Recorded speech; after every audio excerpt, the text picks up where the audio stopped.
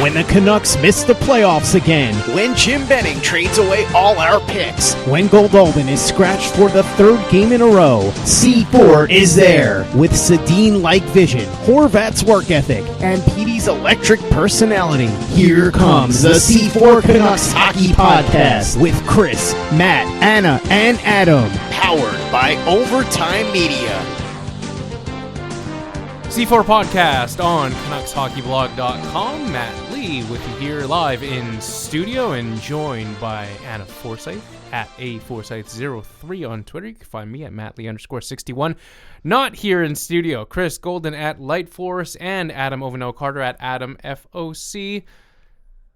You got something to say? No, I didn't have my hand up. Sorry, I was stretching. You had that look. I had a look? No? I just, I guess my comment is, when is Adam here? You had a look on your face as though you had something to say. Was that what you wanted to say? Maybe. Yeah, that's just always what I want to say. The dulcet tones of Anna Forsyth. Now, what is it? The third time in 7 days I've seen you. Yeah? I saw Anna Forsyth in passing at the Alex Burrows bobblehead night. Yep. Which was the Tuesday. Well, I guess it's 4 times because we did the podcast I guess so, on Monday. yes. I was told there'd be no math. And then I also saw you on the Saturday afternoon in the Vancouver Canucks versus Buffalo Sabres game, which we'll get into in just a few minutes as well. Yeah. I didn't actually know you were going to that. You did give me full warning about the Burrows game. But Saturday, you just text me creepily from behind, making comment on my jersey. So that was weird. Yeah. Not denying the fact that he's weird. And what were you wearing to both games, Matt? I was wearing the awesome Vacchio Lakers jersey. Oh, yeah. That our awesome patron Kenny sent to us all the way from Sweden. Yeah, it's your turn with the jersey. I finally relinquished the jersey, and Matt gets to try it out for a few months. I have to admit, it looks super good. Obviously, it looks better on me. It looks super good on me is what you were going to say. It looks better on me. But, got to be fair. Right. Well, sharing is caring, right? Exactly. Yeah, we'll talk about both games in just a second. Wanted to also sort of get your thoughts on, coming up today, first of all, on the show. Well, now seems like a good time based off of the JT Miller game winner in overtime. But now it seems like a good time to revisit that trade. Sure. Has your feelings on the JT Miller trade changed at all? It's hard to say because I don't think anyone thought JT Miller was a bad player. Everyone thought he was a good player. No one was disputing that when he came. But the price that was paid, though. The price was paid. I think he's better than we all expected is the thing. Yeah, I think that's fair. Even better. Yeah, and we'll get into that in just a little bit as well. Also coming up today, Anna, we're going to do a little bit of a mock expansion draft, if you will. At least who you would protect on the Vancouver Canucks roster at this point in time. It's coming up. It's around the corner. And, as we get into the calendar year of 2020, that conversation's obviously going to ramp up. So we're calling it Expansion Draft 1.0. Sure, yeah. The first of a few that we'll do leading up road. to the actual expansion draft. So that'll be our brain exercise of the day, if you will. Also coming up today, can we talk about the season Josh Leivo's having? Yeah. Quietly putting hyped. together a very good season. Seems to be finding some consistency on a line with Bo Horvat and Tanner Pearson. So we'll talk about Josh Leivo, who's an impending UFA coming up in 2020. Those are the main topics coming up on tonight's episode, brought to you by Vivid Seats and, as we'll find out later, The Athletic. All coming up next on the C4 Podcast, CanucksHockeyBlog.com.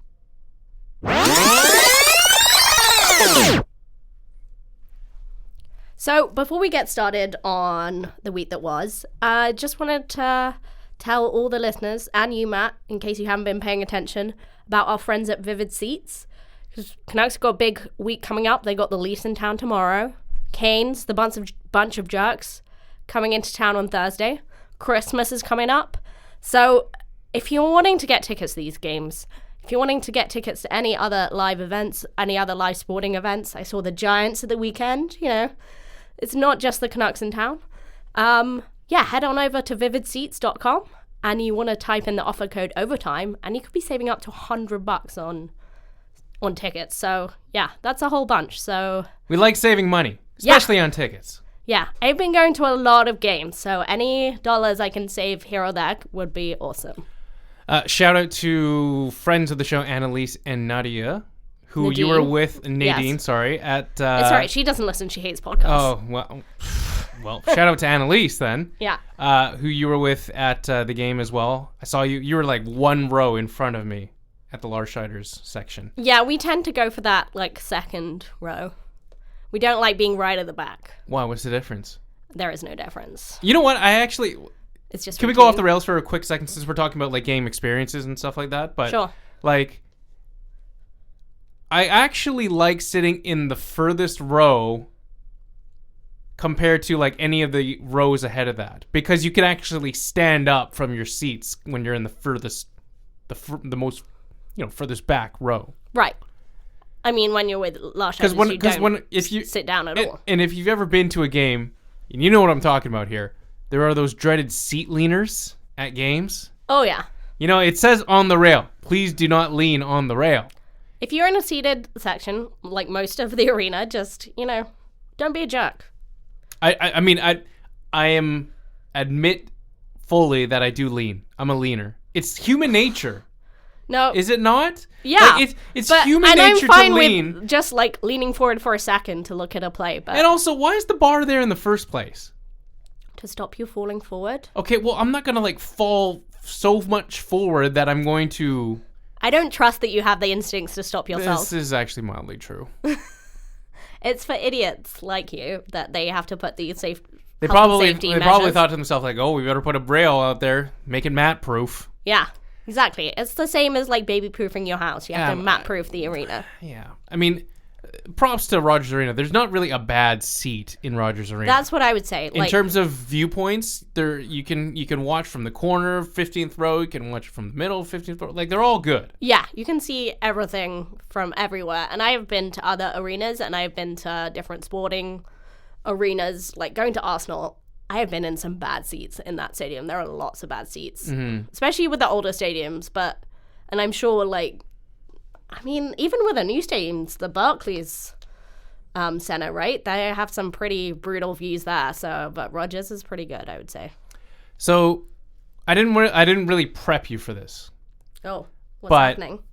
In attendance at the Larscheiders game was another rival podcast co-host, if you will. Yeah. Who, and I won't name names because I don't want to name this exact person, but this person, if you follow this person on Twitter, you will know that this person can be quite divisive among Canucks fans. And this person was very loud at the Larscheiders game. And so I guess living up to the persona. And you know what? Like, honestly, I am actually all for people who are enhancing the fan experience at games. The Larscheiders section is actually quite the place to be, so to speak. Yeah. In terms of who's a real fan. But I want to preface this discussion, and it will be a brief discussion, I promise. Okay. I want to preface this discussion where there is being a fan and straight up being loud and annoying. Okay, but I would say that the Larscheiders are still figuring out their feet. Sure. And but this person, I feel, does not speak for all Larscheiders. No, I agree. And I think as the seasons go on, we'll get a bit more uniform. You were mentioning friend of the show, Nadine. She thinks that we should have rehearsals. But I think we'll just... Yeah, I think it's all about learning. So hopefully the people that are, pushing it a bit far, going a bit loud, will kind of learn to quieten down. Maybe they will, maybe they won't. But yeah, I think overall, as a majority, it's a good group. Right. We tend to, get rid of the dumb chants or the dumb ideas. But yeah, we're still on our way to figuring it out. Yeah, fair enough. Anyway, let's talk about the actual games themselves. Yeah, sure. Vancouver Canucks taking on the Buffalo Sabres on Saturday afternoon. Thatcher Demko gets the start. Jacob Markstrom returning back to the lineup after being away from the team to attend his father's funeral.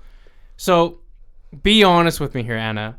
The Canucks had, and I can't remember what the lead was in the third period, but there was a lead. It was a third period lead, and the Vancouver Canucks had scored 5 goals to that point, and part of you had to have thought there's going to be a way where the Vancouver Canucks will blow this lead. Oh, yeah, and they basically did. They did blow the lead. It's just like in overtime it worked out. But even they hadn't even surrendered the tying goal, and I was like, well, let's see how the Canucks, like, if you were in our Discord channel, I even said, how are they going to blow this one, if I recall correctly? Yeah. I mean, I knew it was going to happen, right? Like, what was it, 5-3 up? Like, they just can't hold leads.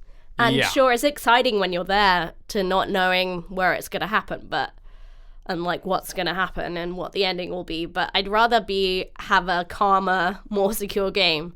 Even like a 2-0 win. That's, I believe you were quoting a stat today about how Canucks already have 13 5-goal games. Yep. But great stat, by the way. Sure. But the idea, like, I'd much rather have like low scoring, more secure games. So I know you're the opposite of Chris. Yeah, I was like, it's not the Chris Golden School of hockey at all. But I can't watch the Canucks play like that every single game. And by the way, the lead was 5-3 midway through the third period, which is what I just said a minute ago. Sorry, I was looking at it through the phone and I hadn't seen it.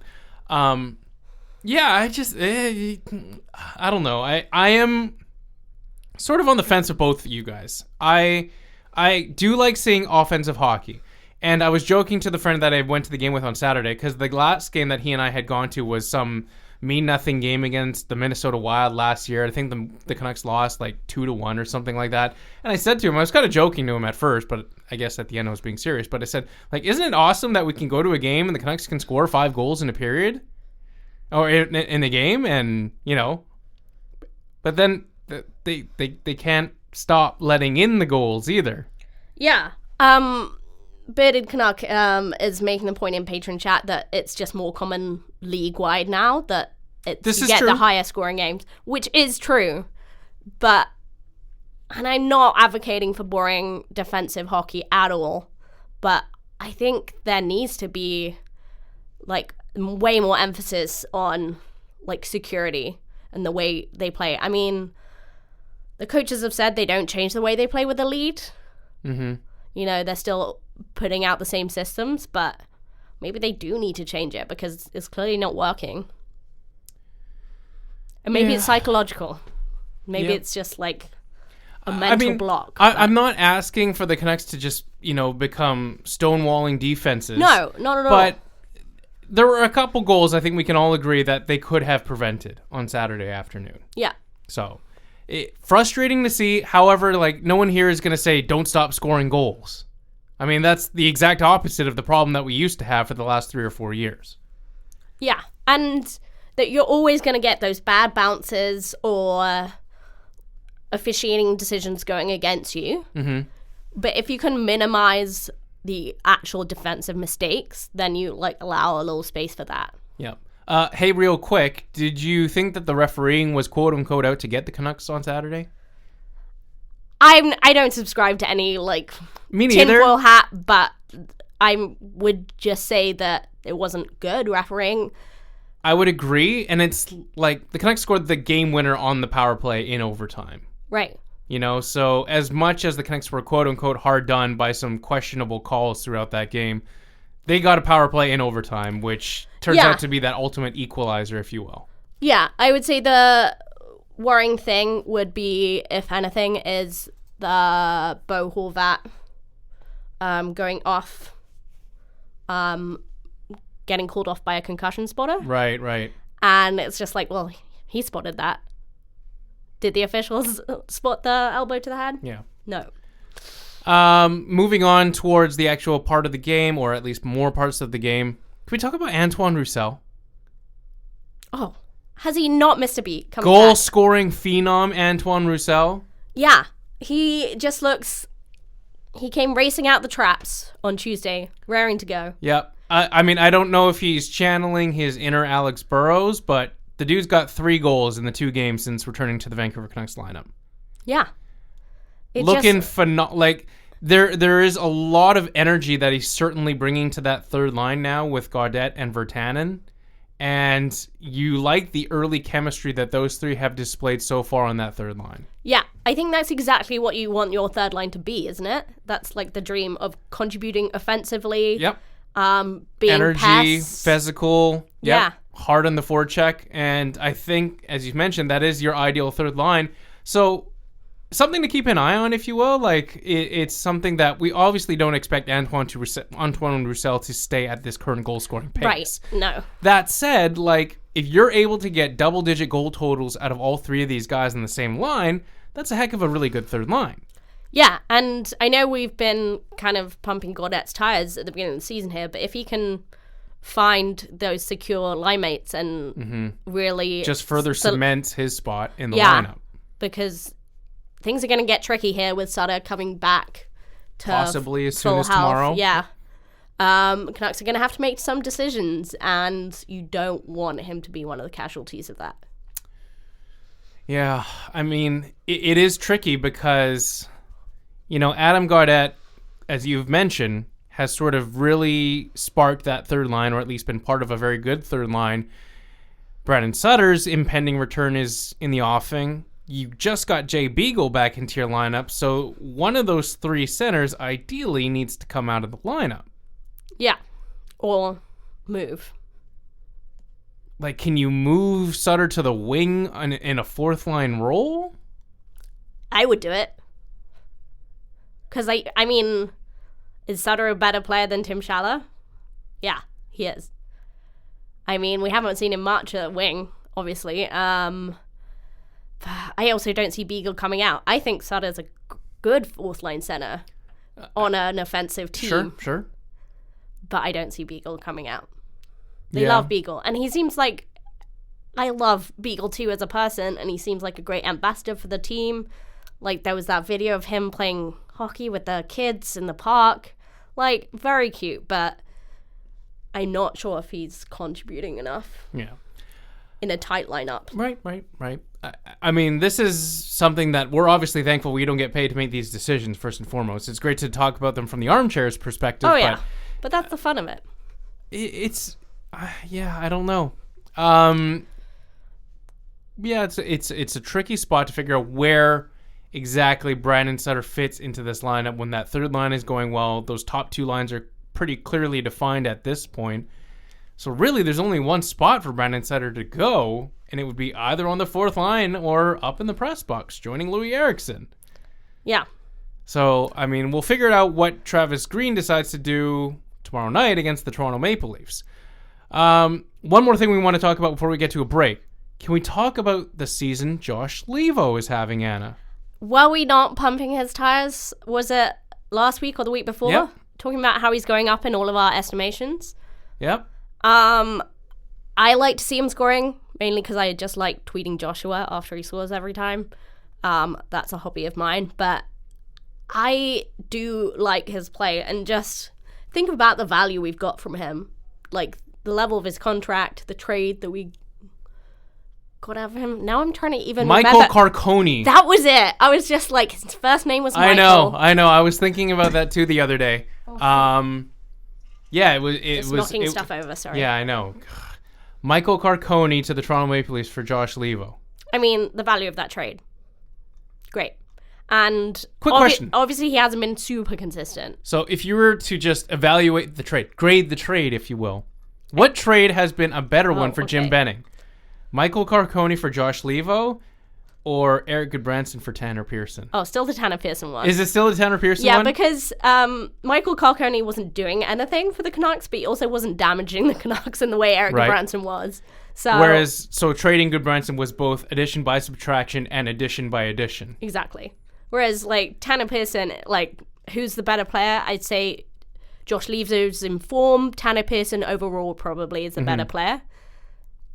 I mean, it's tight, right? But I think Tanner Pearson probably is slightly better. So getting back to Tanner Pearson's line mate, Josh Levo scores his 5th and 6th goals of the season against the Buffalo Sabres. And I know it doesn't sound like much when you've got 30 games already played, Anna, but Josh Levo, we've said this on the podcast earlier, has really proven himself to be a versatile middle six winger who can play up and down their lineup. He's on a cap-friendly deal, I think that pays him $1.75 million for the season, and then he's an unrestricted free agent. Knowing this team's current cap situation, both this season and long-term, the fact that you've got Quinn Hughes and Elias Pettersson coming off entry-level deals not too far away from now, you got Jacob Markstrom, who's an unrestricted free agent. Are you feeling the idea of bringing back Josh Leivo, or is this just a situation where Josh Leivo is making the most of an NHL opportunity and could find his way into playing his way for another contract on another team next season? Well, that's the thing. I think we can still get him at good value now, and what we've talked about before is the Canucks having so many Jags who aren't on Jag money, like Lou Eriksson, like Jay Beagle, like Tim Schaller even. So he's, a bit of a Jag, sure. But he's a better Jag than what we've seen before. All of these other people we're talking about. He didn't go to the Marcus Granlund School of Hockey. And we could get him at a decent value compared to those players. Obviously, there's the idea that we are committed to some of those Jags, which kind of clog up our contracts. But yeah, I don't know. I didn't do that. Like, that's something to figure out. That's because I do think he's a good middle six player. He's never going to be top line. Never. Like, he's that. Who, beyond, Josh Leivo? Yeah, that is beyond his capabilities. And I mean, he's only second line on a developing team. No one here is going to say Josh Leivo is a 50 to 60 point first line winger or anything, but I think it is safe to say he can play in that spot for a stretch of games when called upon. And that's the thing. I think as long as we can get him on a short-term extension, I would be happy to do that short-term good value, because I think whilst the Canucks develop into this top-line team, I think he does a really serviceable job at a good value.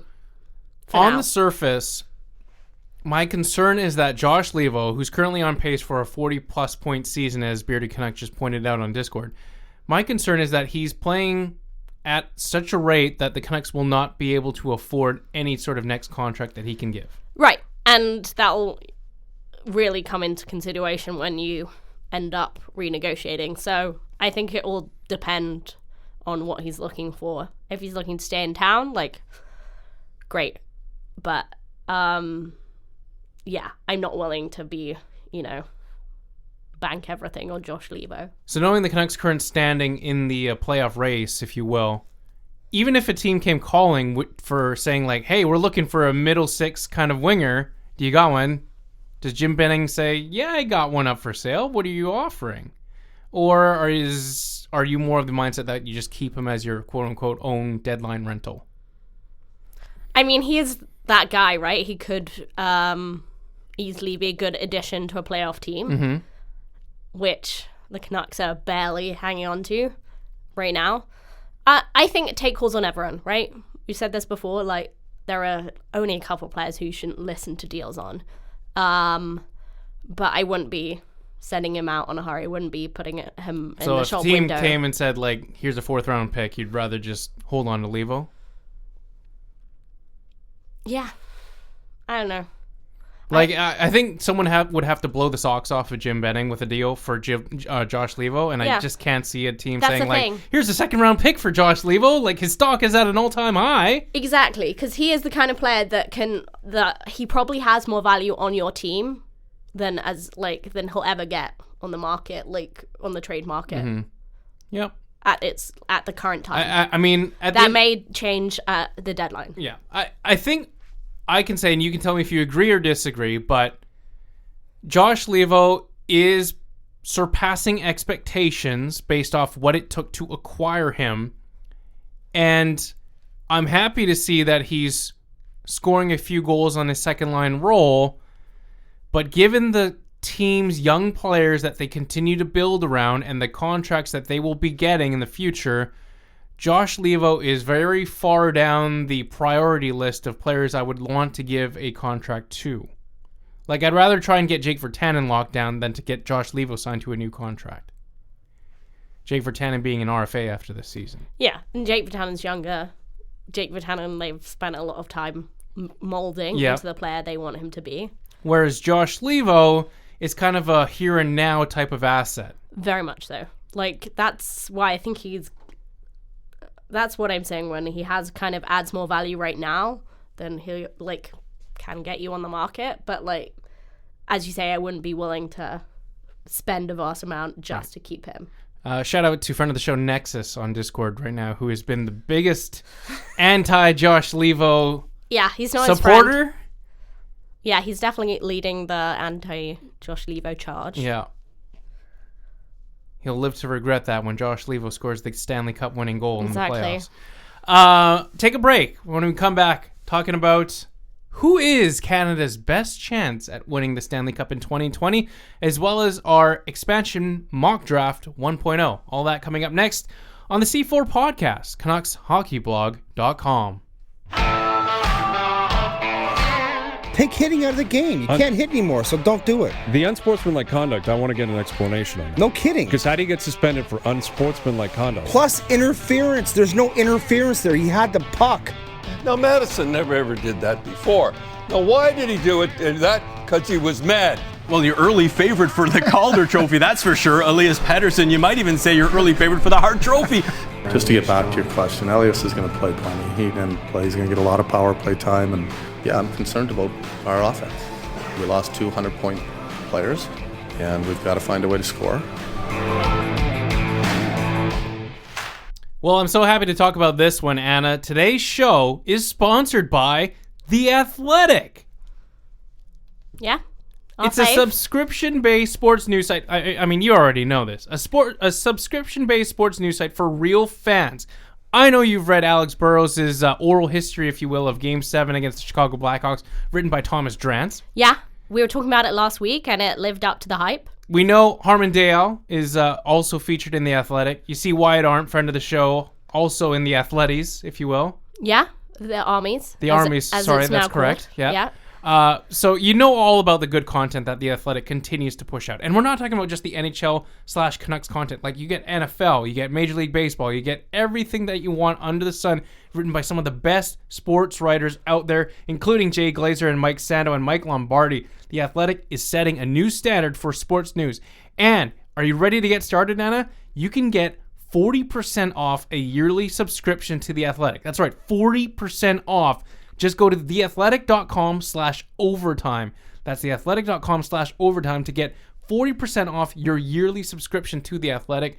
Take that chance now before, the holiday season's over. Great gift, by the way. If you're looking for a stocking stuffer for that fan. Woo! Yeah, I love The Athletic. You love The Athletic. Mention other sports. I use it to follow football, the real football. That's becoming more and more on The Athletic too, so that's a great thing. San Francisco 49ers? No, not that. Seattle Seahawks? No. You get that too, though. You do. You could. But you get what you're calling the quote-unquote real football. Yeah. Do you get cricket? I don't know how many cricket writers. I know they're expanding the repertoire every time. But yeah, about 20 of my favorite football writers have joined in the last 6 months, and they weren't on there a year ago, so you never know. My favorite cricket writers could be just around the corner as the new Athletic hires. So Anna, as we continue the show here on the C4 podcast, CanucksHockeyBlog.com, a company man, by the way, let me ask you this. Who is Canada's best chance this season at winning the Stanley Cup? I almost don't want to say it. Don't make me say it. Well, let me we'll just run through who's doing well in the standings right now. Okay. Montreal Canadiens, 4th place in the Atlantic Division. They've got 32 points, tied with the Toronto Maple Leafs right on their tails, 32 points as well. The Ottawa Senators, we can just skip them. Yeah. You get into the Western Conference, Winnipeg Jets, they've got 38 points, so statistically are the best team among Canada's teams in the NHL standings. Then you've got the Edmonton Oilers, 40 points, I misspoke. The Edmonton Oilers, followed by the Winnipeg Jets. Then you got the Montreal Canadiens, Toronto Maple Leafs. Then you got the Vancouver Canucks shortly behind. Calgary Flames nipping at their heels as well. Who is Canada's best chance at winning the Stanley Cup? I I think it's hard to say because I don't think any Canadian team this year looks particularly good. Toronto enjoying a bit of a resurgence now that they've escaped the dreaded reign of Mike Babcock. The players seem to be a lot happier. I think if I was a Leafs fan, I'd be worried it's a bit of a dead cat bounce situation and that they might take a nosedive again. But yeah, their system seems to be working a lot better for sure. I've said this before, I don't think Edmonton Oilers can make a long run on McDavid and Draisaitl alone. My fantasy team says otherwise. Yeah, but that's exactly it. That's your fancy team that only has those two players on it. Actually, I know for sure you don't have McDavid. Not in the C4 League. Yeah, no. I know. Yeah, let's skip over the C4 League. I'm not keen on mentioning it this week. Did you lose? I lost for the first time. Yeah, baby! Do you know who I lost to as well? That's the sickening thing. Adam?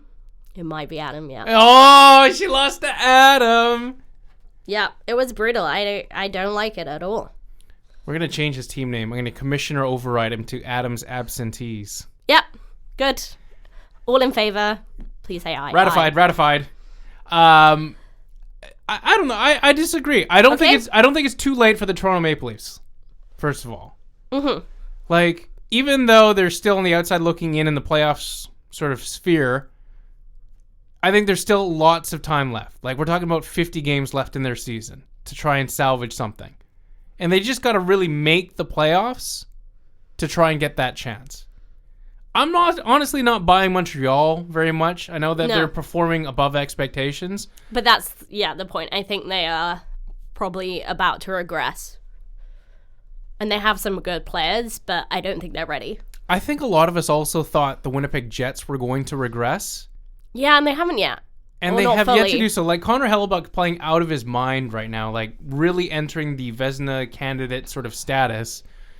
And the Winnipeg Jets, despite, not having Dustin Byfuglien in their lineup, having Tyler Myers leave for the Vancouver Canucks, they have still managed to make it work for the Winnipeg Jets. Yeah, they're still putting it together right now. So I'm hopeful for them because they would be my favorite... Actually, probably my favorite NHL team outside of the Canucks. We can't play that game.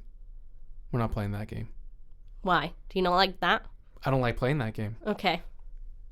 But, in any case, it's a team I don't hate. Yeah, it's fair enough. You like to see, they got their team back after a long time. Very loyal fan base. Meant to be a loud arena.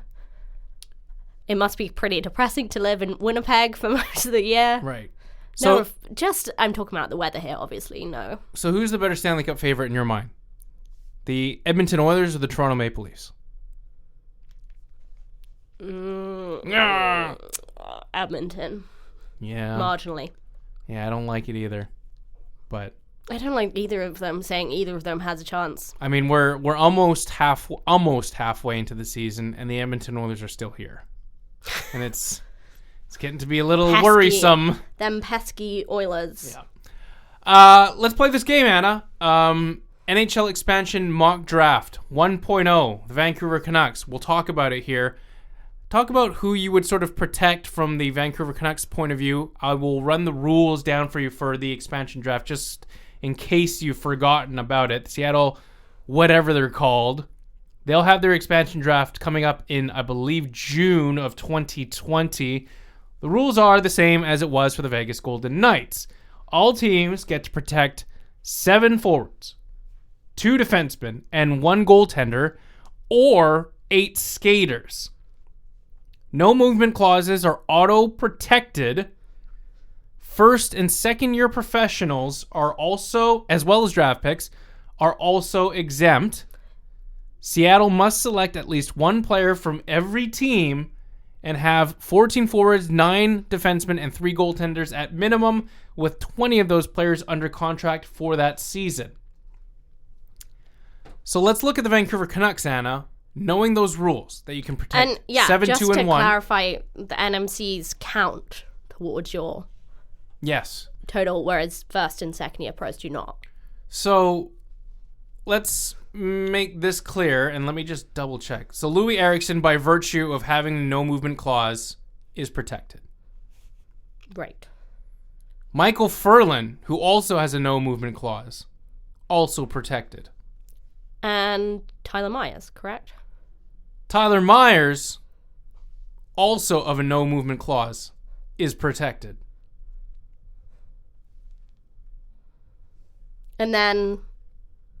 Wait a minute. Sorry, I misspoke. Louis Eriksson is actually on a no-trade He's clause. on NTC. Yeah, that's right. Sorry, I misspoke.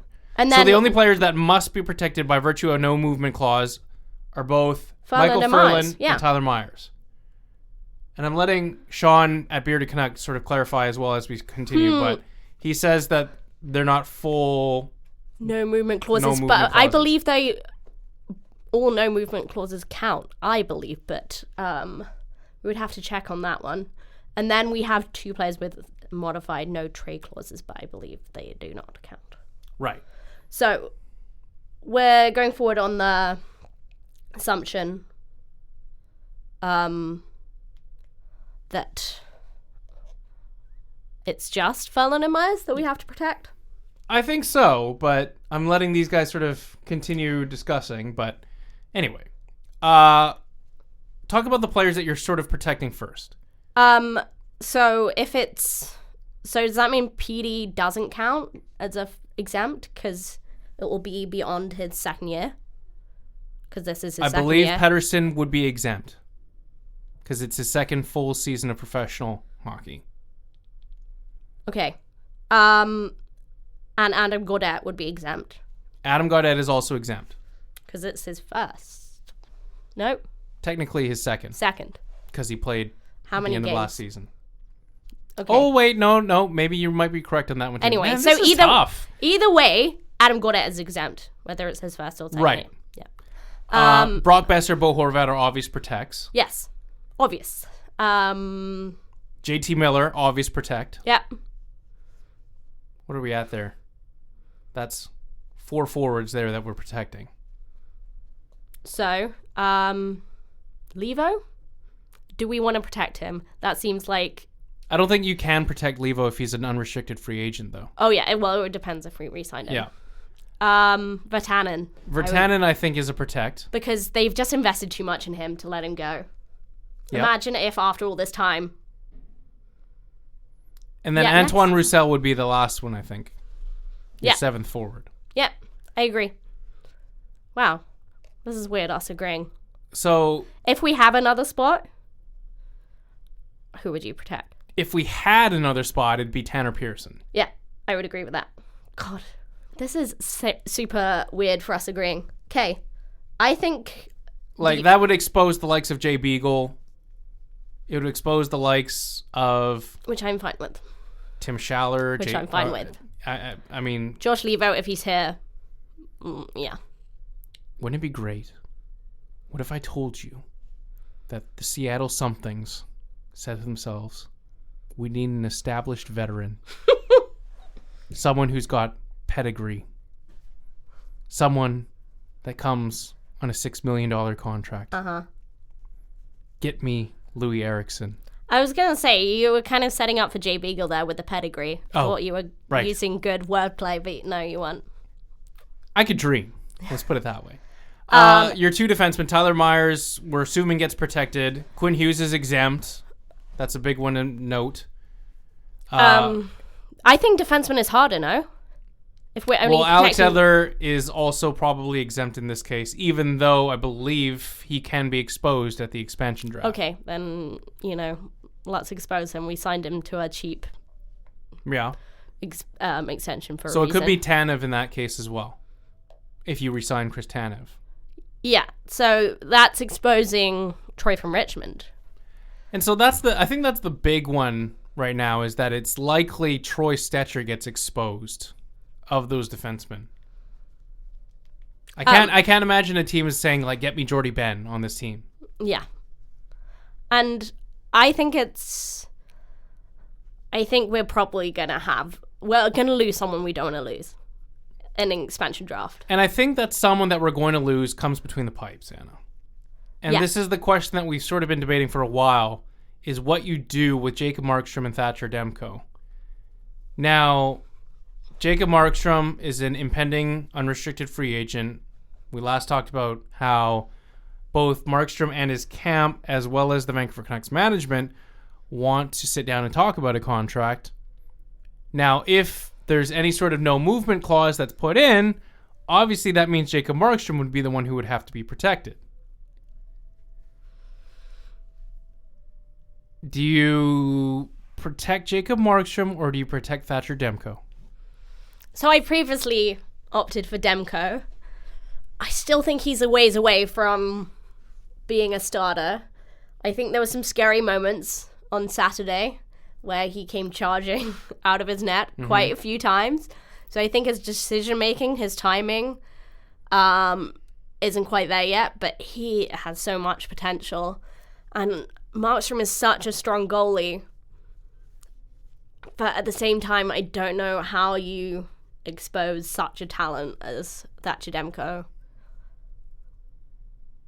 And just, like, you're banking on too short a window with Markstrom. Yep. I mean, it's true. Because Markstrom is elite. I believe he is. But for how long? And... Is he elite? He's up there. I honestly think he's one of the best players on this team. Honestly, after PD and Hughes. Like, I mean, it's quite hard to compare apples and oranges there, but yep. I think he is one of the most important players on this team. But he can't keep the performance up for more than a couple more years. Right. Maximum. I would love to keep him, and I think the Canucks will try. But if you're Jacob Markstrom and you're not getting a no movement clause, yeah.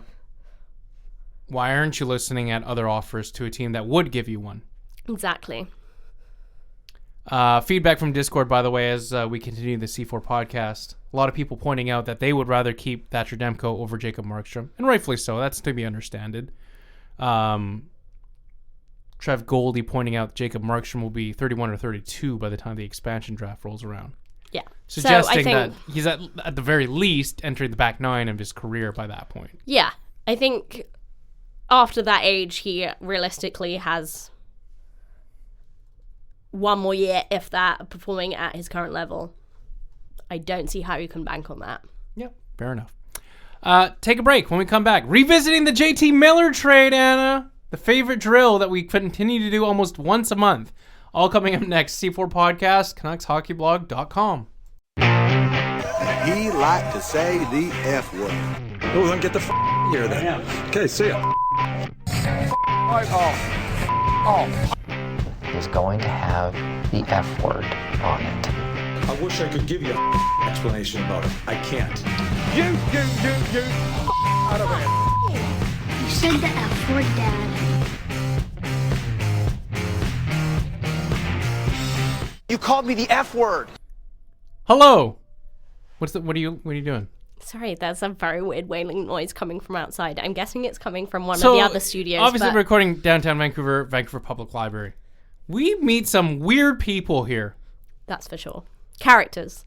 We walked into the studio, and the smell that was in here, Anna. It was bad. Like, we call it the hot box, so we're not kidding about the temperature, but I'm pretty sure we don't leave it smelling that bad. This was borderline vomit smell. It was bad. It was bad. It was, like, bad. Yeah. Yeah. Anyway, all the joys another day, another recording. $1 in downtown Vancouver.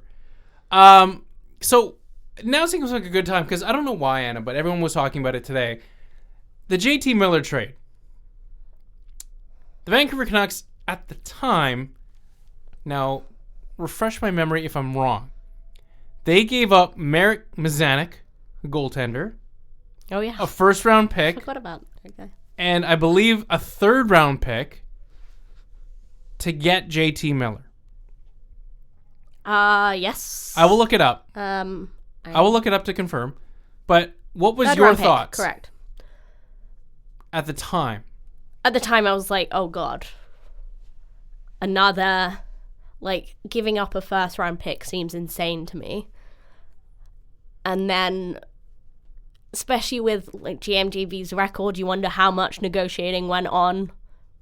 And it was rumored that was the price the Lightning wanted for him. And then they just got it. But he's an elite player. He's shown he can play on the first line, on the second line. Mm-hmm. You know, he can play with Bo Horvat. He can play with Pedersen. I still think the Lotto line is where he's best suited. But he can play up and down the lineup. He's versatile. He's offensive. Did you mention that he's versatile? I think I did. I think we covered that. So, to look at what JT Miller has done in his 30 games with the Vancouver Canucks. 30 games in, he's got 13 goals and 31 points. A point per game player so far. His career high is 56. Assuming JT Miller stays healthy, he will obliterate his career high of points. Right. Does that make it alone worth a first-round pick in your mind? Or do you still stand by your previous notion that it was a hefty price to pay at the time? I think so. And that's no degradation on Miller as a player, because I just think I look at Jim Benning and I don't have any encouragement that he got the best deal out of that situation. Yeah. Like, considering where the Canucks are now as a team, like, just clinging on to a playoff spot. Barely. Like, barely, right? So if this team makes the postseason, then will it be worth the first round pick? You surrender that pick in 2020. It's such a strong draft. It's so hard to say that it's worth it just because we make the playoffs. Right. But you're not willing to say that it'd be worth it. Yeah, I'm not willing to say that. Maybe that's being stubborn, but it's just such an exciting draft year. I know that means it'll go deeper than the first round, but it's such a strong, like, first round. It's so hard to, like, watch that go away. Especially if we make the playoffs and bounce out of it. Right, fair enough. I don't know. I mean, can you see a situation where JT Miller's a Canuck for longer than the duration of his contract? That JT Miller, in your mind, is a core player, if you will? Oh, sure. And, like, even if we make encouraging moves towards being competitive, then JT Miller will be more willing to stick around and could become part of that core group, you know, along with Pedersen and Besser and Hughes and Demko down the road for years to come. But yeah, I just think there are too many ifs in that situation that are not necessarily dependent on Miller himself. And if he continues to produce at this level, like at the level he has been, great. Mm-hmm. But I don't think that's the only factor on whether the trade price was justified. Do you know what I'm saying? Yeah, I know what you're saying. Just to sort of put a bow on this conversation, let me put it to you this way. Which way are you going to put it to me? No. Kevin Shattenkirk, Martin Hanzal, Andrew Ladd. These were all players at one point in their careers who were acquired in exchange for first-round picks. Mm-hmm. First-round picks do get traded. Mind you, their value varies at the time of season, whether it be at the trade deadline or at the NHL draft or at the start of the season. The value of first-round picks does vary. But if Kevin Shattenkirk and Martin Hanzal and Andrew Ladd, they can all get exchanged for first-round picks, I don't see many teams raking them over, getting raked over the coals for moving first-round picks for those players when they were done at the trade deadline, for instance. And for the Vancouver Canucks to extract at least a very good 30 games out of JT Miller with the promise for more, I don't know. You could talk to me into saying that the first-round pick is worth it. Yeah, okay.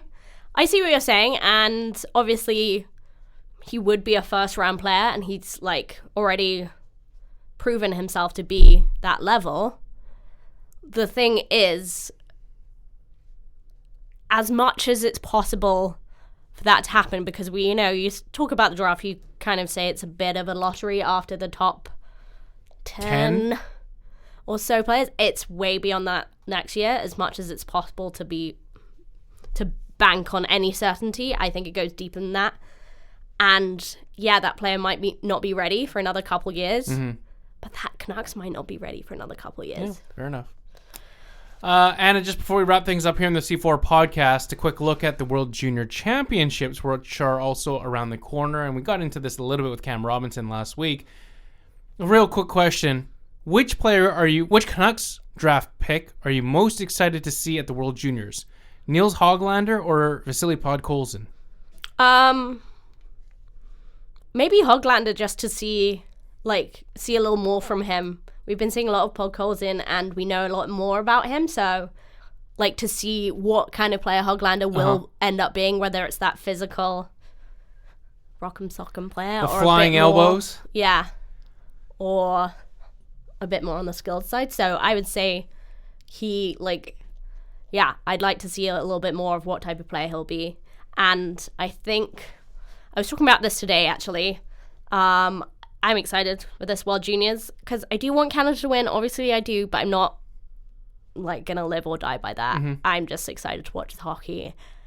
And let's face it, do Canada have a realistic chance of winning against this USA squad? It's gonna be a tough ask. So strong. Yep. Just to be the contrarian, I will say Vasily Podkolzin. Sure. Just because he's obviously played a very minimal role in the KHL this year. He's been back and forth between the KHL and the VHL. I'm hoping, Podkolzin's going to be a man among boys out there. And I hope that he will bring that abrasive yet skilled game to the table at the World Juniors. And it's expected, I think, that Podkolzin will play a very serious role, having already got some World Junior experience under his belt and now playing in his second World Junior tournament. Yeah. I just thought of something. Will the news... That won't affect it? Do you know didn't know what you were going to ask. Okay. I was just wow, we're more on the same page than I thought. The Russia ban. No. That doesn't affect it. It's not underage. No. Okay. No. It will not be players from Russia or whatever the heck they call it. Right. So what did they call that at the last Olympics? God, I can't even remember. I'm pretty sure they called it athletes from Russia or something. Or of Russian heritage or something weird. So it's just overage sports, I guess. Yeah. Adult sports. I don't know. I'm making it sound so much weirder than it needs to be, but I don't think it's a concern going into the World Juniors. Okay. Cool. Make sense? Sure. Unless they all suddenly discover their Belarusian heritage and they start playing for Belarus. I doubt that happens too. Oh, just very super off the rails, but Gus Kenworthy, the skier? No, don't know who you're talking about. US Olympic skier? No? If he doesn't play hockey, I don't know who he is. Well, listeners will know who I'm talking about. He is switching allegiances to Team GB, so that's exciting. He will be playing for Team GB in the next Winter Olympics. Great. He's a silver medalist. There's a woman that's on her phone FaceTiming, and she just walked by and filmed us. I felt very naked just now. I'm glad you're not actually naked. For all the listeners who's not actually naked, thank God. I just did not like that she... Never mind. Anyway. And as we wrap things up here on the C4 podcast, would you sort of like to tell people where they can find the C4 podcast? Sure. You can find us on Twitter at the C4 Podcast, on Facebook.com/the C4 Podcast. We're on Discord, which is where you can talk hockey and other random nonsense. And that is bit.ly/C4 Discord. C4 Podcast, all caps. Or C4 Discord. C4 Discord, all caps. Yeah, there sorry, I should have checked it. Nailed it. We got the messages in there for you and everything. I was so confident that I could do it without the reading it. I couldn't. Yeah. False confidence. How about you, before we wrap things up, do you want to tell people about what we've got coming up? Yep. So next week, we're not here. We won't be in the We're library. not here in the studio. We won't be in the hot box. We will be in a bar, and we will be recording our Christmas special. So we'll be having some drinks, having a few laughs. We've got some special things up our sleeves. We won't give much away at the moment, but we will be recording in Jaggers, in downtown Vancouver, on West Pender, and we are issuing an open invitation. Right. So if you're a listener of the C4 podcast and you just happen to be in town next Monday evening, that is December 16th. 6 p.m. No, yeah, December 16th. That's right. I got my math. Yeah. December 16th, 6 p.m. Come by at Jaegers. We'll be hello. recording in the back room, so just ask for Anna. Just head on over. They'll to know the who back. you're talking about if you say, I'm here to see Anna. Yeah, that's the secret code, guys. Oh, that's okay. the code word. Not much of a code word, but... So yes, please do come by Jaegers. Looking Have a forward to few seeing drinks. most people. I know we've got a few people that are already guaranteed to come down, and so we're hoping that more of you will show up as well. Make it a party, if you will, next Monday night. And Matt will answer any questions you have. They don't have to be about hockey. Is it going to be about the questionable cheering that happens with the Larshiders? It could be about that. You can ask any question to Matt, and he will answer it. Yeah, fair enough. So on behalf of Chris Golden at Light Force, who's not here, and Adam Ovenell Carter, who's not here as well, she's Anna Forsyth at aforsyth03. I'm Matt Lee at mattlee_61. Come out to see us next Monday. We're at Jaegers, downtown Vancouver, 6 p.m. All that said, we're out.